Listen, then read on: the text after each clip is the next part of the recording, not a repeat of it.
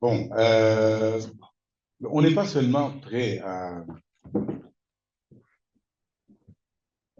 si vous dites que nous sommes prêts à soutenir Red Tabara ou les mouvements rebelles, bon, on va dire que le seul mouvement qui existe, qui est aussi actif, c'est Red Tabara pour le moment. Donc, c'est pas qu'on est prêt. Si vous dites qu'on est prêt, c'est qu'en fait, on envisage.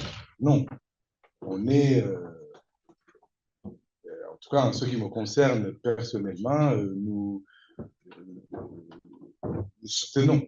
Ce n'est pas, c'est pas quelque chose qu'on envisage. Bref. Alors, les accusations, Red Tabara a démenti les accusations du président burundais.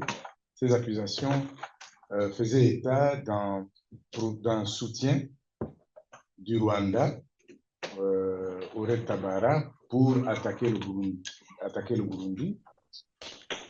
Et, et tout le, tout le discours du président Ndayishimiye insistait sur le fait que le Red Tabara serait la version burundaise du M23 et que Red Tabara a été envoyé au Congo pour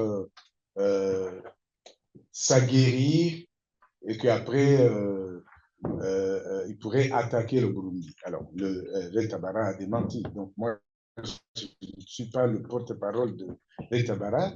Peut-être les gens de Red Tabara eux-mêmes vont donner leur voix pour parler de ça, mais la seule chose que je retiens de tout ça, c'est que Red Tabara confirme qu'il n'est pas aidé par le gouvernement rwandais et qu'il n'a pas de rapport avec l'État rwandais. Et de ce que j'ai lu, il essaie de se justifier. Le communiqué de Red Tabara essaie donne des arguments. Entre autres, le gouvernement rwandais, vous le savez, je ne sais pas, en 2020 ou 2022, a livré des combattants de Red Tabara au gouvernement burundais. Donc, il donne ces exemples pour prouver qu'ils ne sont pas en collaboration avec l'État rwandais. En résumé, si j'essaie de comprendre pourquoi Ndayishimiye s'obstine à accuser le Rwanda de soutenir Red Tabara, c'est dans un premier temps faire pression au gouvernement rwandais. Si par hasard le gouvernement rwandais envisageait de soutenir Red Tabara, qu'il abandonne l'idée de soutenir Red Tabara. Ça, c'est le premier objectif de Ndayishimiye, de ces accusations de Ndayishimiye.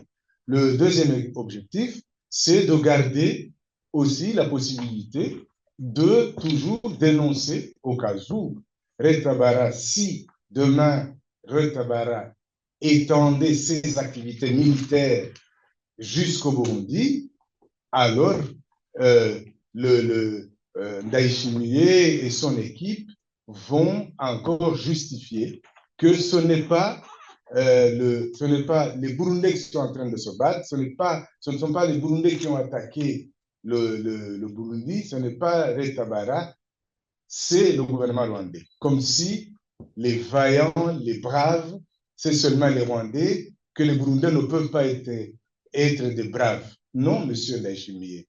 Les Burundais sont aussi des braves. Si demain, Red Tabara arrivait à étendre ses activités militaires au Burundi, ça sera des Burundais, ça sera les braves Burundais qui seront en train de combattre pour leur pays. Voilà, ça ne sera pas le Rwanda.